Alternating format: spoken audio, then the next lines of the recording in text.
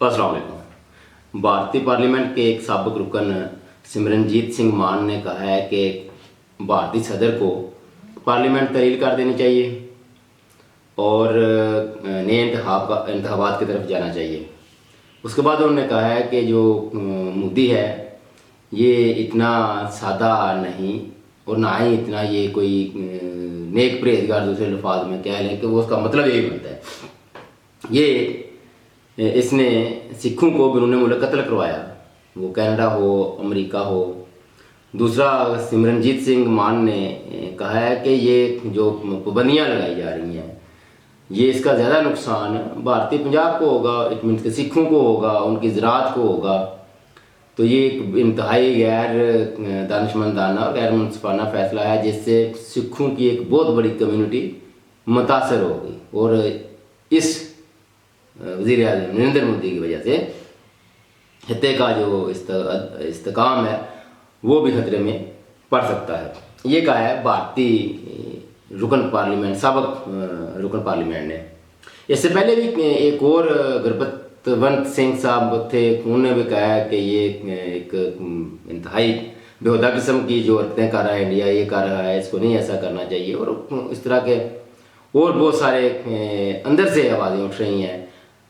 पिछले दिनों असम के गालबन एक रुकन पार्लियामेंट थे, उन्होंने कहा है कि ये मोदी का अपना किया दे रहा है।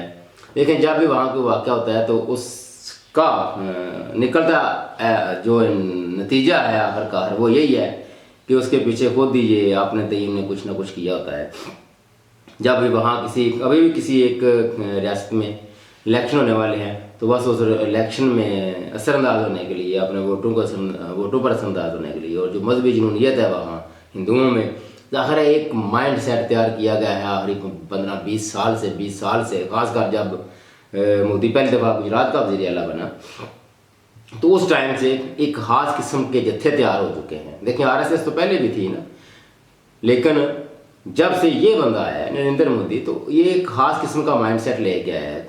और रही बात जंगजों की तो ये सवाल पैदा नहीं होता, जंग के लिए कुछ और खुलवादमा चाहिए, ये बढ़ के खाली मारना ये एक अलग बात है। याद रखिएगा पाकिस्तान जी जो कहते हैं ना 60 में पाकिस्तान ऊपर जा रहा था, फिर पता नहीं क्या हो गया, हुक्मरानों के बदलने से या ये कोई डिक्टेटरशिप या अगर इससे डिक्टेटरशिप या मलूकियत से अगर ये तरक्कियाँ रुकती ना तो ये UAE में कभी भी ना होती, या और कहीं मुल्क वहाँ कभी होती, या इवन कि पाकिस्तान में भी कभी भी ना होती। वो तो डिक्टेटरशिप थी, अयूब था।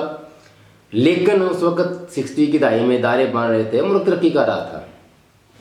ये आलमी एक माहौल बनता है, आपके अपने मुल्क की एक साख बनती है, मुल्कों के साथ तल्लुकात बनते हैं, आपके मुल्क की पॉलिसियाँ कैसी हैं सनत के हवाले से, इंटरनल अपने अंदरूनी राज के हवाले से और बैन अवी राज के हवाले से, वो आपकी पॉलिसियाँ कैसी हैं, वो सारा असरअंदाज होती हैं आपकी मैशत पर। तो उस वक्त तो आमरीत थी, लेकिन इसके बावजूद पाकिस्तान तरक्की कर रहा था। लेकिन याद रखिए उसके बाद क्या हो गया, क्या हम कहते हैं कि यार 60 के बाद पाकिस्तान को नज़र नहीं लगी, वो 1965 की पहली जंग, वो यूब खां की गलती कहते तो ये है ना कि इंडिया ने जंग थोपी थी। लेकिन हमारे कुछ मिलने वाले रिटायर्ड आर्मी मैन हैं उस वक़्त के, उन्होंने कहा ये जंग यूब खां को शौक था फील्ड मार्शल बनने का और कश्मीर आज़ाद करवाने का। ठीक है, शौक अच्छा था, लेकिन उसके लिए तैयारी भी फिर उतनी होनी चाहिए थी। वो 1965 की जंग के बाद आप देख लें पीछे आपकी उस वक्त, उसके बाद कभी जो मैशत है स्टेबल नहीं हुई, कर्जों पे चले गए हैं, और उस वक्त से आज तक कर्जों पे हैं। इसी तरह अगर इंडिया कर ले, ये आज जंग शुरू करता है तो ये 20 साल पीछे चला जाएगा और फिर दोबारा कदमों पे खड़ा होना ये बड़ा मुश्किल काम है। और जहां हम कहते हैं कि इंडिया के पास 6-750 अरब के लगभग हैं, अरब डॉलर के जुज़र मुबादला के दिखाए, तो उस पर 1 ट्रिलियन का कर्जा भी है। ये भी साथ याद रखें, ये मैशत ड्राम से नीचे ऐसी नहीं आ गिरती। अमेरिका का भी अगर वो कुछ GDP कुल 35,000 अरब डॉलर वाला होगा तो वहाँ भी 3,000 जो अरब डॉलर है उन पर भी कर्जा है। फ़र्क सिर्फ इतना है कि उन्हें डॉलर खुद छापने होते हैं। बहरहाल मुसलमान को और सिखों का खासकर ये तो ये वैसे तो सारी जो अक़लीतें हैं वो तंग हैं, लेकिन मुसलमान और सिख ये दो अकलीतें ऐसी हैं जो इस वक्त इंडिया में ज़ेर ताब हैं और बैनुल-अक़वामी सतह पर भी इससे तंग हैं। सो ये भड़कबाजी जारी रखेगा। आज अगर जंग लगती है ना, तो ग्राउंड रियलिटी ये है, हो सकता है जंग तो ये खैर कोई भी नहीं जीतेगा, लेकिन इंडिया में से कम 5 नए मुल्क जरूर निकल आएंगे। तो ये जंग में तो होगी नहीं, भड़कबाजी होगी, सर्दियों पर छोटी मोटी झड़प होगी। दोनों मुल्कों का जो कहते हैं ना पीछा, वो इतना ही है, वो अपनी मैशत के डर से और ये अपनी भूख के डर से, बस इतना ही थोड़ा बहुत ठाठू होता रहेगा, इसके अलावा कुछ भी नहीं होगा। जंग का मामला नहीं है।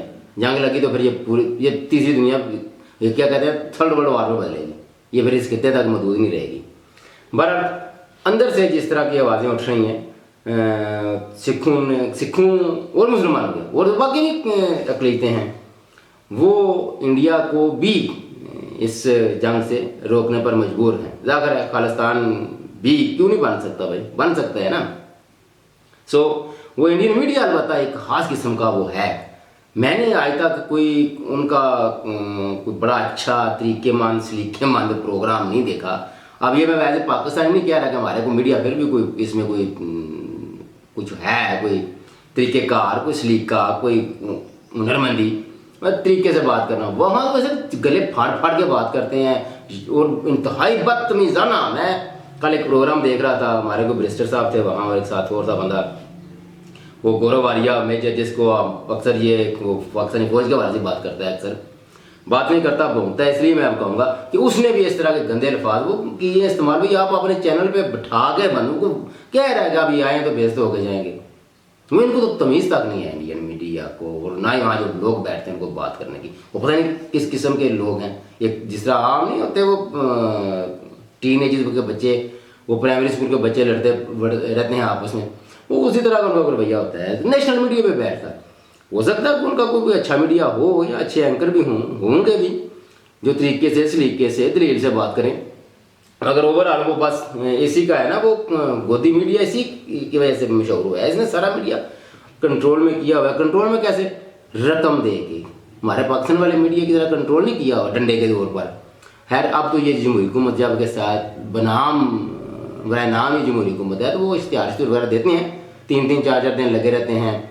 वो 137 अरब का प्रोजेक्ट होता है, मेरे ख्याल को 10-15 अरब के तो उसमें इश्तिहार भी होते हैं। वो इस तरह के इनके प्रोजेक्ट हैं अखबारात में। तो इन्होंने एक और तरीके से कंट्रोल किया हुआ है डंडे से। अब जमहूरी थोड़ी सी हुकूमत है ना, जितनी जमहूरी हुकूमत है उतनी उनको इश्तिहार भी थोड़े बहुत मिल जाते हैं, तो वो उतना कंट्रोल है। वहाँ तो मालो तोला से उन्होंने कंट्रोल किया हुआ है। तो इसलिए उनके अक्सर अपने जो है ना अपना एंटी गवर्नमेंट या उनको पता है कि मोदी क्या कर रहा है, तो वो इसको गोदी मीडिया कहते हैं। तो गोदी मीडिया के वो बैठे लोग वो इस तरह की वाहियात बेहुदा और मुतकब्बराना बातें करते हैं। असल में कुछ भी नहीं है। उनको अपने अंदर उन्हीं हालात की तरफ तवज्जो देनी चाहिए कि वहाँ क्या हो रहा है, अंदरूनी अंदर से कैसी बातें उठ रही हैं। और फिर इस बंदे पर जब इसने गुजरात में 3000 मुसलमानों का कत्लेआम किया तो इसको दहशतगर्द करार दिया गया। इस पर बैरूनी दुनिया पर बनी, उनकी अमरीका पर इस पर पाबंदी लगी थी। पहले तो उनका अपना लेवल चेक करें कि आपने कैसे बंदे को वज़ीर आज़म बनाया जिस पे दुनिया पाबंदियाँ लगा चुकी है। बहरहाल ये सोचना इंडिया का काम है। रही बात जंग की तो वो बोल जाएं, कुछ भी नहीं होगा, ना जंग लगेगी, सवाल पैदा नहीं होता। झड़पें हो छोटी मोटी जिस तरह वो आ गई, या कोई एयर अटैक भी हो जाए तो उससे क्या फ़र्क पड़ता है। तो ये वापस पाकिस्तानी एयरफोर्स इंशाल्लाह जवाब दे लेगी, पाकिस्तानी आर्मी इस वाले से बेहतर इक़दाम कर लेगी। अब तक के लिए इतने, अल्लाह हाफ़िज़।